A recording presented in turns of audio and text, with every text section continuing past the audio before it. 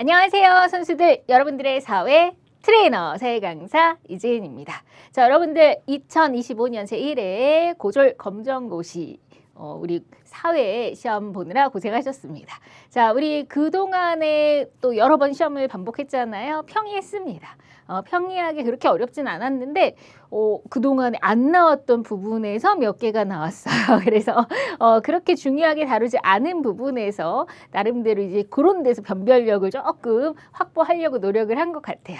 네, 그럼 하나하나 이제 문제 풀어보도록 하겠습니다. 여러분들 어떤 부분에서 혹시 막히셨는지 다시 한번 점검을 해보세요. 자, 시작합니다. 1번입니다. 다음에서 설명하는 인간 사회 환경을 바라보는 관점으로 가장 적절한 것은 네, 바로 요게 처음 나왔죠. 그동안은 우리가 이제 행복의 기준으로서, 그렇죠? 행복하게 살기 위해서 그 조건 4가지가 엄청나게 많이 나왔는데 처음 나왔어요. 인간 사회 환경을 바라보는 관점. 그래서 제일 처음에 우리가 시간적인 관점이 있었고 공간적인 관점, 사회적인 관점, 윤리적인 관점, 그리고 이 4가지를 종합 세트로 본 통합적인 관점. 이렇게 5가지가 있었는데 한 번도 안 나오는데 처음 나왔어요. 그래서 보시면 시대적 배경과 맥락을 토대로 살펴보는 것. 시대가 나왔어요. 그리고 과거, 현재, 미래의 이건 시간 순서잖아요. 그래서 상호 연관성을 바탕으로 살펴보는 것. 자, 그래서 어떤 것을 사회 현상을 바라볼 때 그 관점 중에서 시대적인 배경, 예를 들면 1960년대는 어땠고 1980년대는 어땠고 2000년대는 어땠고 그리고 2025년 그리고 뭐 예를 들면 2050년 뭐 이런 식으로 시간의 흐름상 과거에는 현재에는 미래에는 이렇게 시간적으로 볼 때 우리는 무슨 관점? 시간적인 관점이죠. 정답은 3번입니다. 자, 어렵지는 않은데 처음 나와서 이거 별로 이제 생소하게 느껴졌을 수는 있어요. 자, 2번째 갑니다. 다음과 같은 지역의 기후로 가장 적절한 것은 네, 딱 옷차림만 봐도 무슨 기후 딱 아셔야죠. 기후는 5개입니다. 가장 뜨거운 열대, 건조, 온대, 냉대, 한대 기후 이런 순서로 자, 온몸을 감싸주는 헐렁한 옷 어디서? 건조 기후죠. 옷만 봐도 사진만 봐도 알 수 있고요. 이 그림 보세요. 자, 집 가옥 구조죠. 자, 그런데 평평해요. 비가 많이 오면 빗물이 흘러내리라고 가파르게 지을 텐데 평평하게 지었습니다. 그리고 우리가 이제 흙 벽돌집이에요. 흙. 자, 그러니까 건조기후죠. 건조기의 흔한 재료 흙으로 그리고 태양이 강하기 때문에 우리 일교차가 굉장히 크잖아요. 그래서 좁은 골목에 우리가 작은 창에 두꺼운 벽으로 이렇게 짓는 이것도 우리가 건조기후죠. 자, 구체적으로 기온의 일교차가 낮과 밤의 기온차가 굉장히 커요. 그리고 강수량이 너무 적죠. 그 증발량이 더 많고 햇볕과 모래바람. 그래서 모래 때문에 살갗이 쓸릴 수 있어서 우리가 온몸을 감싸주는 헐렁한 옷을 입는다 그랬고요. 주로 초원과 사막이 분포한다. 그래서 너무나 많은 힌트를 줬죠. 무슨 기후예요? 2번 건조기후입니다. 자, 3번. 다음 사례에 나타난 자연관, 자연을 바라보는 관점으로 옳은 것을 자, 우리가 자연을 바라보는 관점 딱 2개잖아요. 자, 인간과 자연 중에 아이고 인간이 더 대단하지 인간 중심주의입니다. 반대. 아니야. 우리 이 자연의 생태계의 인간도 한 부분이잖아요. 하나의 종으로서 우리가 전체가 조화롭게 가야 돼. 이게 바로 뭐예요? 생태 중심주의. 요거 아니면 요게 계속 번갈아 가면서 물어보고 있어요. 이번엔 뭐가 나왔을까요? 황폐화된 숲을 복원하려는 숲을 다시 복원해요. 황폐화된 것을 살리는 거죠. 그리고 자연을 있는 그대로 보존하려고 하는 국립공원. 그러니까 자연을 보존한대잖아요. 그 다음 태양열 주택을 만들어 자연과 어울리는 자연과 뭔가 함께 공생하는 공존하는 네, 바로 생태 중심주의죠. 어렵지 않게 2번 찾으시면 되고 시험 문제는 단골이죠. 4번 갑니다. 다음 기억에 들어갈 내용으로 적절하지 않은 것은 환경 문제 해결을 위한 노력. 네, 우리가 이제 환경 문제가 요즘 심각한데 개인적으로도 노력할 수 있고요. 우리 각자 그리고 기업, 국가 이렇게 조금 더 디테일하게 나눈 거예요. 그동안은 우리 개인적으로 뭘 할 수 있습니까? 일회용품 사용을 자제하고 대중교통을 이용하고 자전거를 좀 타고 막 이제 이런 식으로 개인적인 것을 많이 물어봤어요. 근데 이번에는 자, 기업을 탁 꼬집어서 기업에 할 수 있는 것을 이제 아닌 걸 찾는 거죠. 정부는 뭐 법이나 제도 같은 걸 만들 수 있죠. 그래서 다양한 정책을 만들 수 있고 우리 시민 사회들은 정부와 기업 활동이 뭐 시민단체를 생각하시면 이거 환경을 잘 이제 보존하고 있는지 파괴하고 있는 건 아닌지 감시하는 그런 역할을 할 수 있고 이제 기업입니다. 자, 기업은 제품을 만들잖아요. 그럼 어떤 제품을 만들어야 되겠어요? 기업 자체가 친환경 제품을 만든다거나 그렇죠? 그래서 친환경 기술을 막 개발해서 그거와 관련된 제품을 만들고 그다음에 당연히 법을 지키면서 만들어야 되잖아요. 환경 관련 법률을 잘 준수하면서 기업이 할 일이죠. 그리고 기업 내에 오염을 정화할 수 있는 시설을 뭐 의무화한다거나 하면은 보다 이제 친환경적인 제품을 만드는데 기업이 기여하는 거죠. 화석 에너지 사용을 확대한다. 이거는 뭐 기업하고 상관없이 우리가 이 내용을 봤을 때 다 이제 환경을 지키는 건데 화석 에너지, 석탄, 석유 이런 것들을 사용할수록 우리 환경 오염을 더 유발시키잖아요. 그러니까 사용을 확대하면 안 되겠죠. 그렇죠? 기업을 떠나서 이거 자체가 환경 문제하고 거리가 멀잖아요. 그러니까 답은 또 4번으로 쉽게 찾을 수 있어요. 자, 5번. 산업화 도시화에 따른 변화로 옳은 것을 보기에서 고른 것은 우리가 옛날에 다 농업사였는데 이제 산업화가 돼요. 그러면서 우리가 농사가 아닌 2차, 3차, 공업, 제조업 뭐 이런 게 이제 발달하고 그러면 사람들이 너도 나도 막 도시로 모여들죠. 이촌 향도로 막 도시에 사람들이 많아져요. 도시가 많아지고 도시는 막 개발되고 우리 서울이나 이렇게 생각해 보세요. 막 빌딩들 생기고 아스팔트 깔리고 자동차 많아지고 인간은 바글바글하고 땅값 비싸지니까 고층건물 많아지고 네, 이게 산업화 도시의 모습입니다. 그대로 갈게요. 녹지 면적이 감소하죠. 그죠? 줄어들었다가 맞는 거죠. 왜냐하면 옛날에 다 논밭이 이제 개발되고 하다 보니까 녹지 면적이 감소하였다는 맞는 거고 공동체적 가치관이 확산 아니죠. 요즘에는 좀 우리가 이렇게 이웃을 생각하는 것보다는 개인주의 이런 게 조금 심해져서 요거는 아니죠. 직업이 다양해졌어요. 그리고 전문화됩니다. 맞죠? 거주 공간이 촌락 중심인가요? 아니잖아요. 네, 이렇게 우리가 농촌 중심인 촌락이 아니고 우리가 뭐 이제 공동주택, 아파트라든지 이제 이런 빌딩 숲에서 살고 있잖아요. 그러니까 우리가 맞는 것만 찾으면 기억 티귿 2번이 정답이죠. 오늘날 우리가 살아가는 모습들을 이렇게 보면서 찾으시면 되는 거죠. 6번. 다음에서 설명하는 경제 주체는 네, 경제를 이끌어가는 주체입니다. 가장 작게는 우리가 가게가 있죠. 열심히 돈을 쓰는 주로 소비를 하는 가게가 있고 열심히 생산을 해요. 기업이 있죠. 그 다음에 이제 정부가 있고 가게, 기업, 정부, 외국, 무역의 주체다 이제 이렇게 얘기하는데 이윤 극대화를 목적으로 합니다. 돈 벌려고 차렸어요. 이윤을 추구하기 위해서 바로 기업이죠. 그리고 재화와 서비스를 만들어요. 공급자예요. 재화 서비스의 공급자 기업입니다. 그리고 생산 요소의 수요자입니다. 네, 그러면 여기에서 우리가 경제 주체는 1번 너무 쉽게 기업 찾을 수가 있고요. 기업은 돈 벌기 위해서 차리는 거잖아요. 뭐 거대한 뭐 회사도 기업이지만 조그마한 구멍가게도 기업입니다. 돈 벌려고 만드는 이윤을 극대화하기 위해서 최소의 비용으로 최대 이윤을 뽑아내기 위한 어떤 효율성을 추구하죠. 네, 그리고 거기서는 이제 많은 재화 서비스를 생산을 해요. 미용실은 머리를 손질하는 서비스를 우리 제공하는 거잖아요. 그렇죠? 물건을 만드는 재화를 제공하는 것도 있고 그러려면 기업이 그걸 만들려면 필요한 게 있어요. 그 생산에 필요한 생산 요소.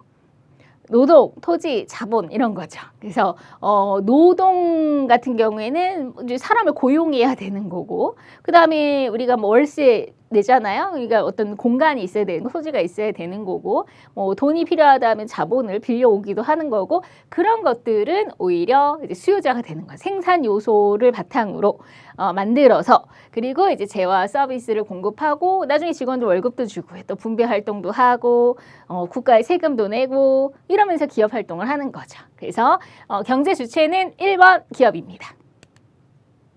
7번 갈게요.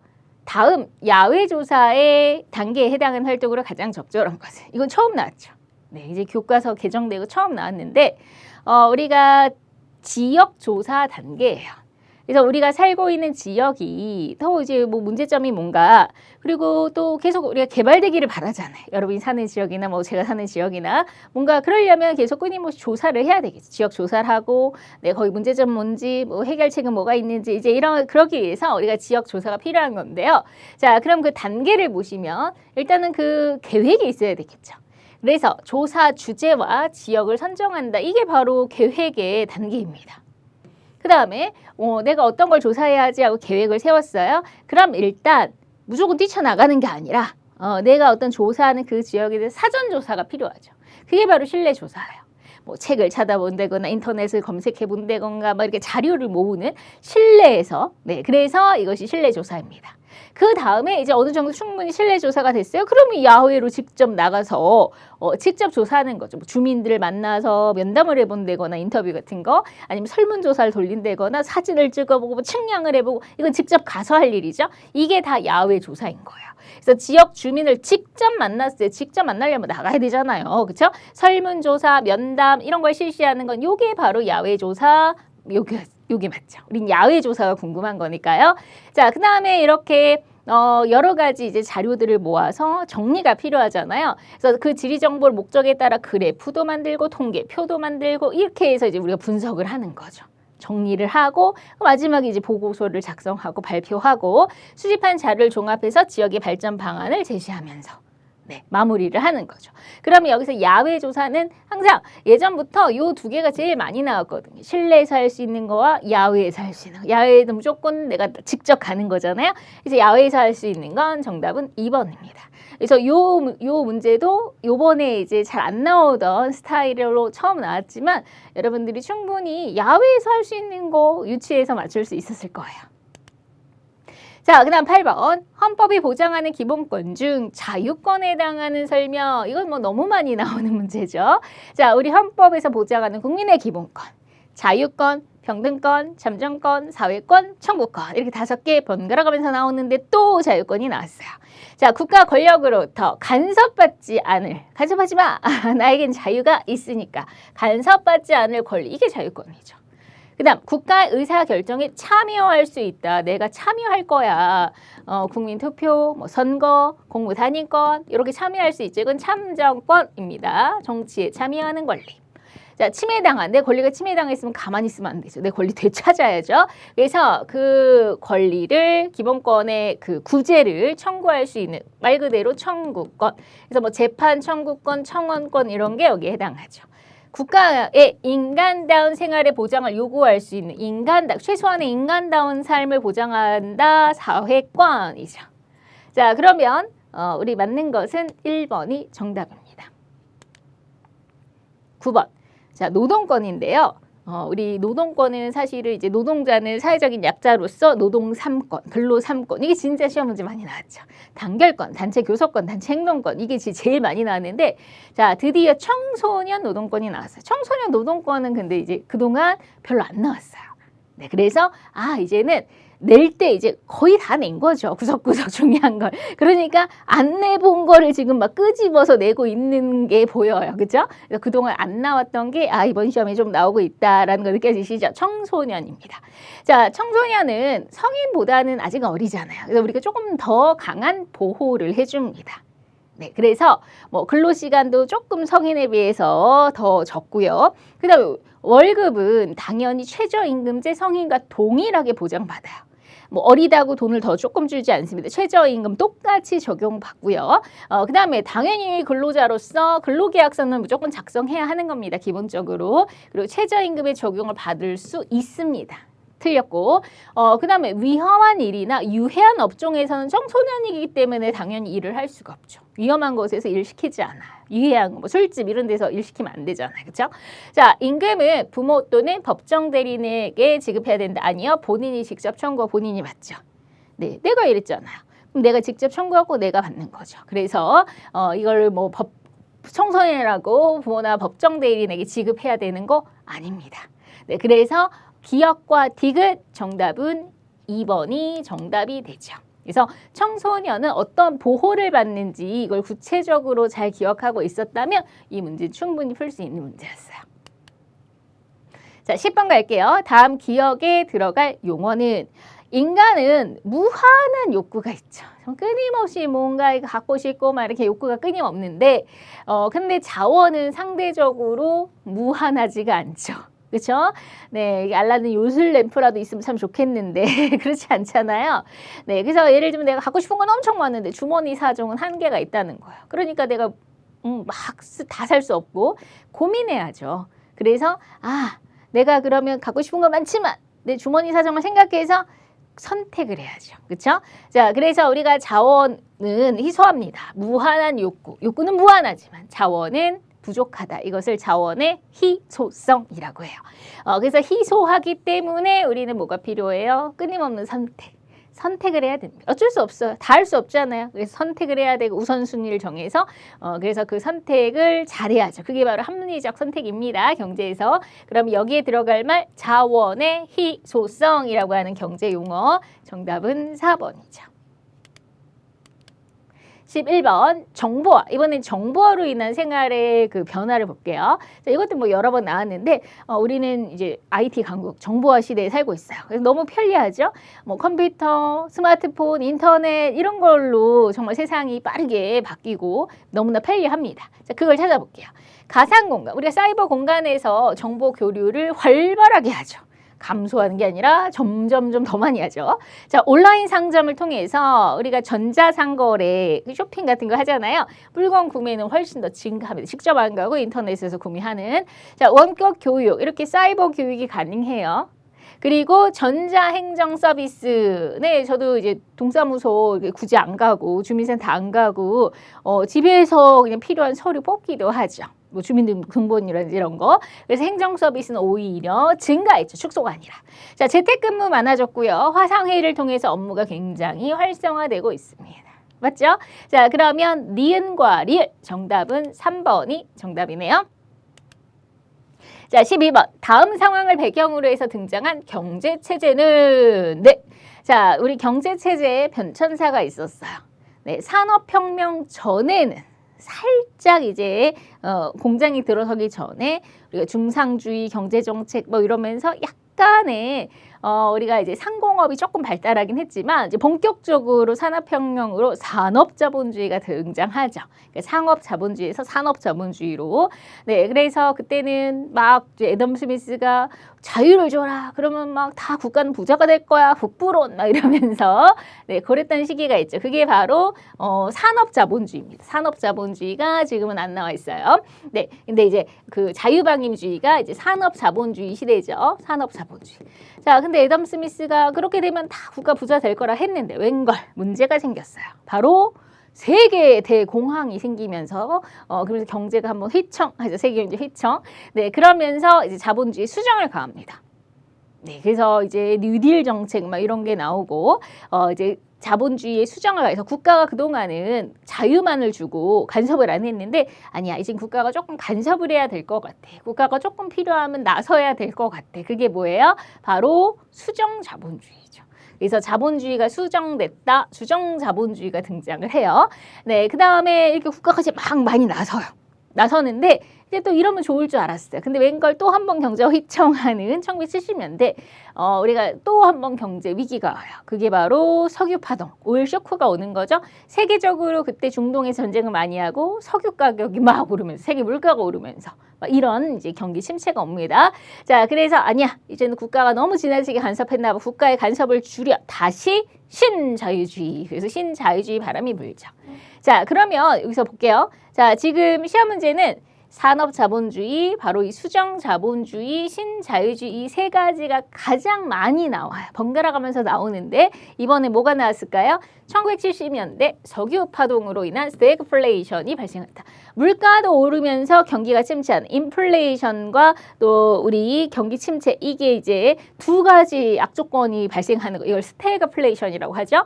자, 20세기 후반 정부의 과도한 시장 개입이 이제 문제가 돼서 그걸 정부 실패라고 보고 재정 악화가 생겼고, 그래서 다시 뭔 바람이 불어요?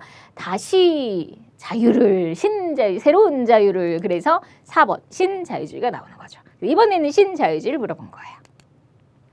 자, 13번. 다음 기억에 들어갈 용어는 한 나라가 다른 나라보다 더 적은 기회비용으로 상품을 생산할 수 있는 능력이다. 한 나라가 더 적은 기회비용으로 생산할 수 있는 능력이에요. 자, 무역의 중요한 원리죠.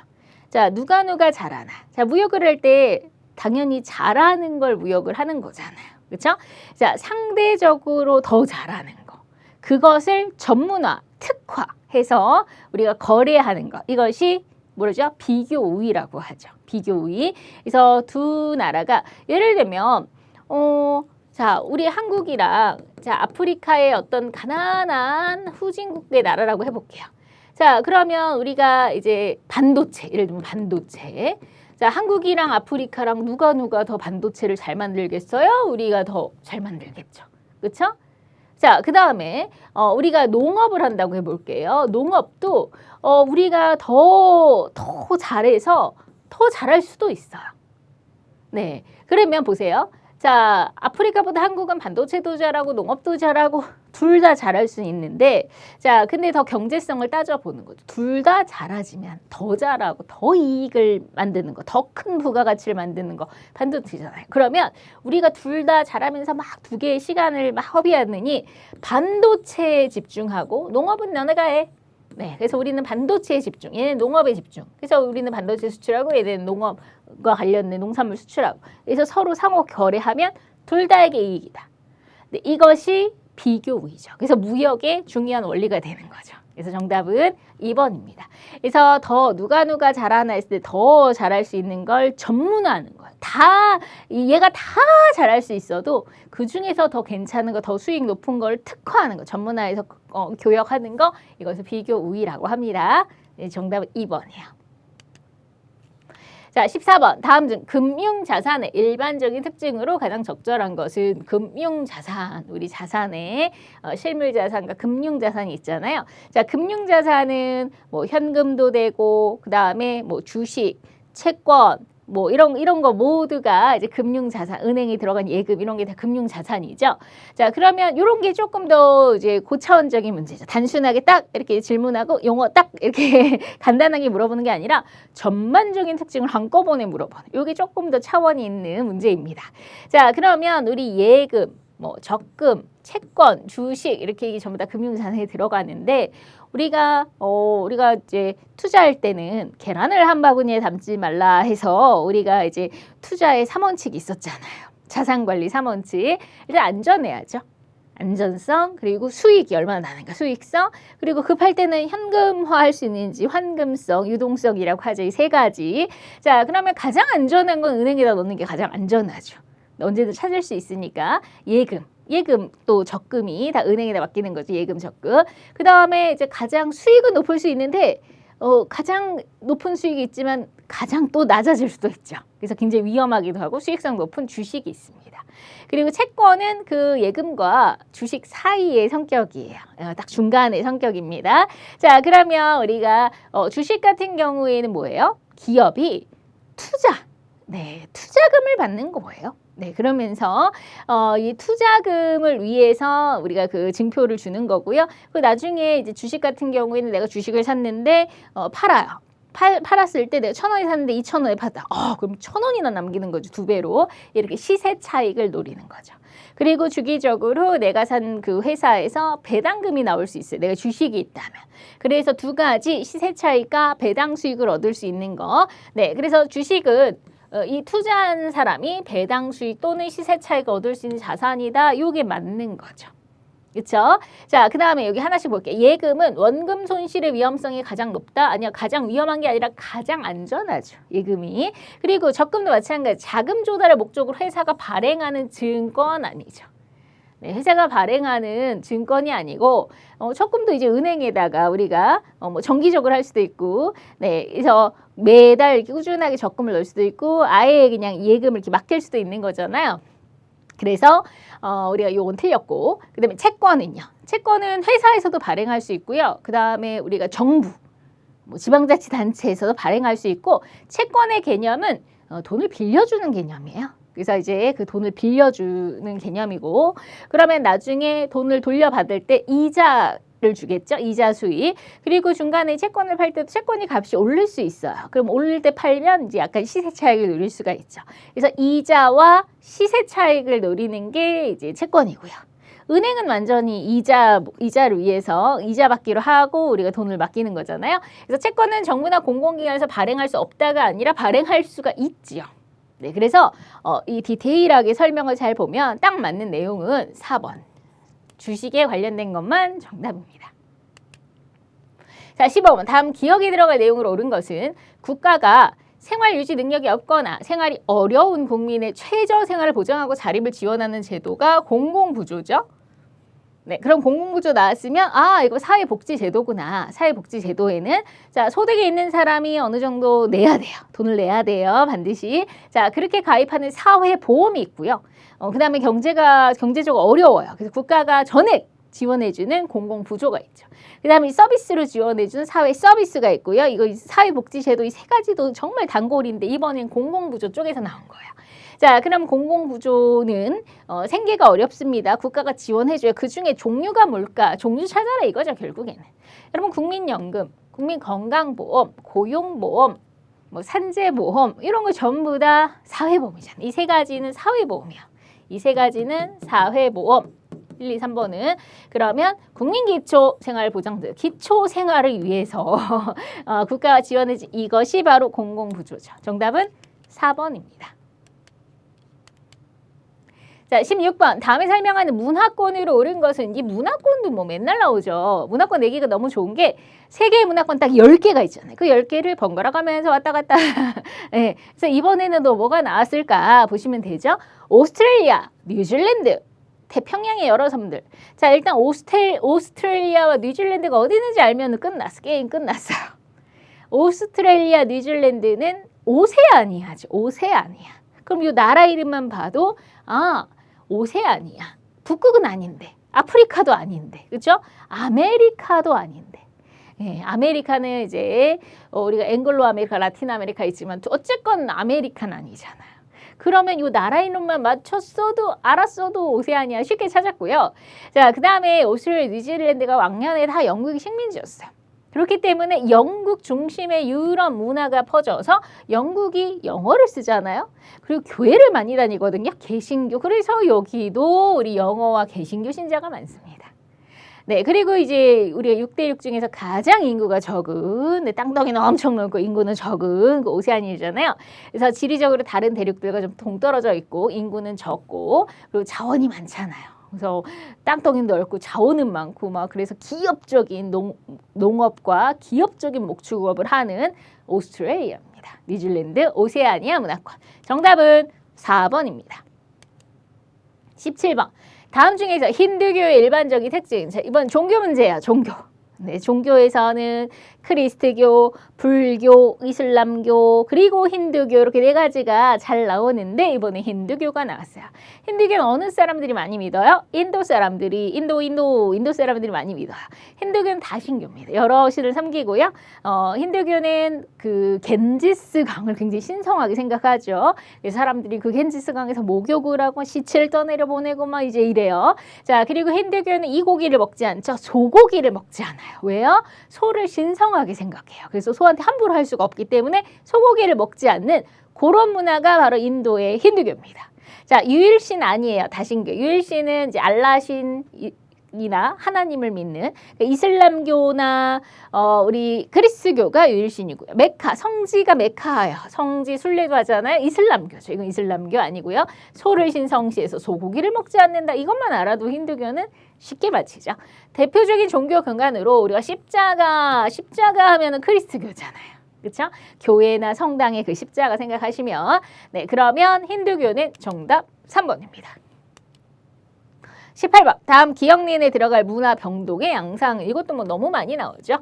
자, A라는 문화가 있었어요. 근데 B라는 문화가 들어왔어요. 어떻게 됐을까? 네, 그 결과 자, B밖에 없어요. A가 사라졌어요. 완전 B한테 먹혔네요. 이걸 문화 동화라고 하죠. 완전히 똑같아진 거. 자, 그런데 아니에요. 우리는 A도 있고 B도 있어요. 밥도 먹고 피자도 먹어요. 김치도 먹고요. 그렇죠? 햄버거도 먹어요. 자, 이게 바로 뭐예요? 두 가지가 같이 있는 거죠. 이거 문화 공존 또는 병존이라고 합니다. 자, 그런데 A랑 B가 만나더니 뭔가 새로운 C로 섞였어요. 이게 약간 섞여가지고 문화 융합이라고 합니다. 김치 스파게티, 라이스 버거 이렇게 우리 거하고 약간 섞인 거죠. 이렇게 해서 새로운 퓨전이 나오는 거 문화 융합이라고 해요. 이 세 가지가 아주 시험 문제 잘 나오는데 찾아볼게요.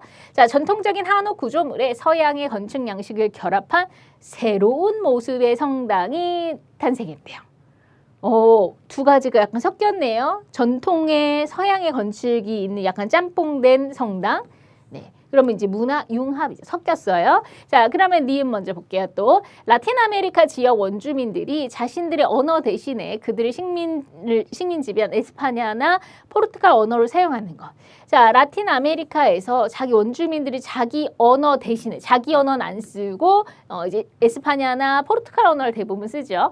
브라질은 포르투갈어를 씁니다. 왜요? 포르투갈 식민지였으니까. 그리고 대부분 라틴 아메리카의 지역은 에스파냐어를 써요. 왜요? 에스파냐, 스페인은 식민지였으니까. 네, 그래서 완전 먹힌 거죠.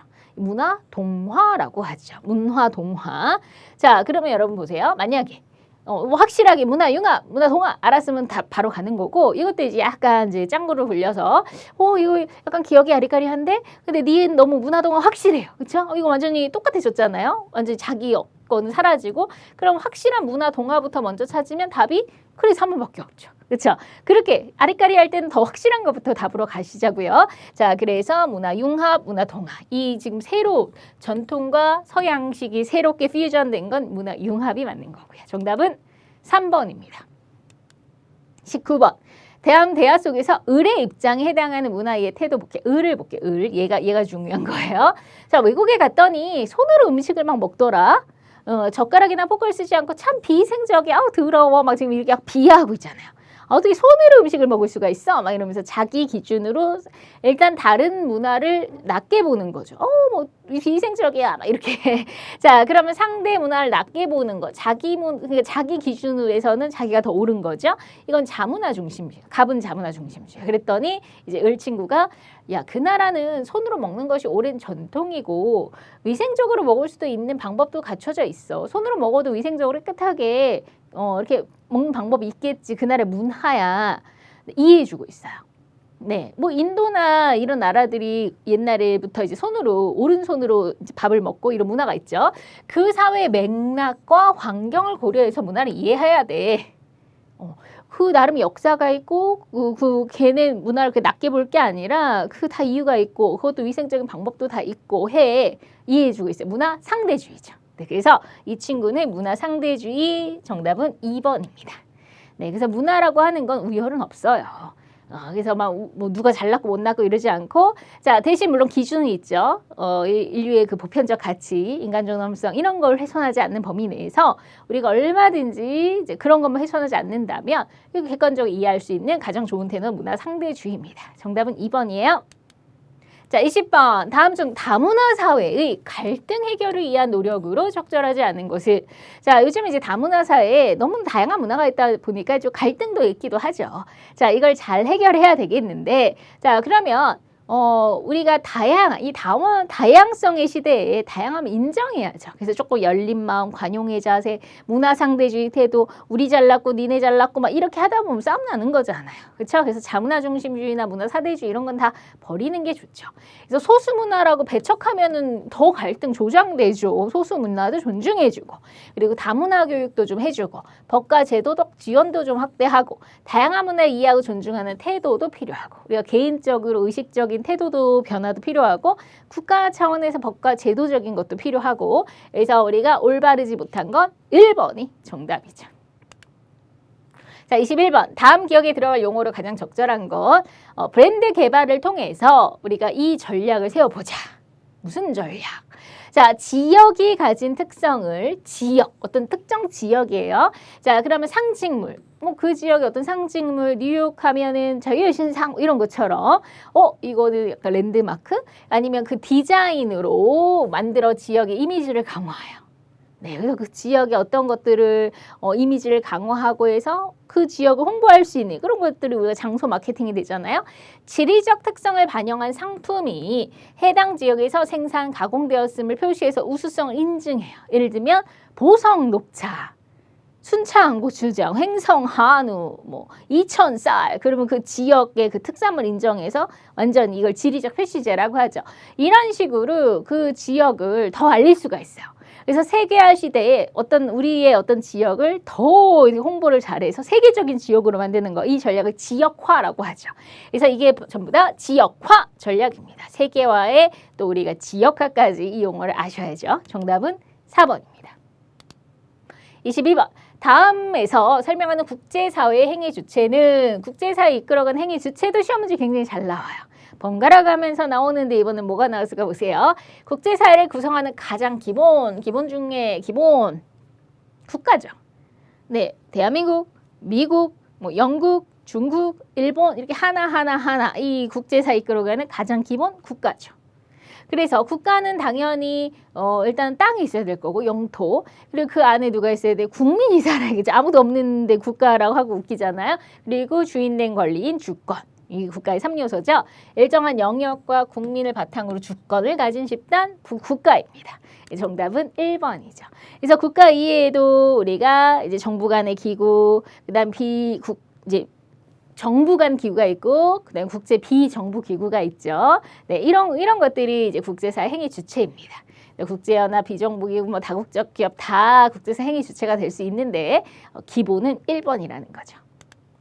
23번. 다음 설명에 해당하는 분쟁 지역을 골라볼게요. 네, 지도로 하면 아이고 이게 어려운 문제가 될 수 있는데 이 내용을 보면 충분히 쉽게 파악할 수 있습니다. 자, 여러분 이스라엘과 팔레스타인 분쟁, 너무 많이 나오죠. 이스라엘, 팔레스타인 이 지역 분쟁에서 너무 시끄러워요. 그래서 종교 간에 이스라엘은 유대교고요. 팔레스타인 쪽은 이슬람교입니다. 종교 간에.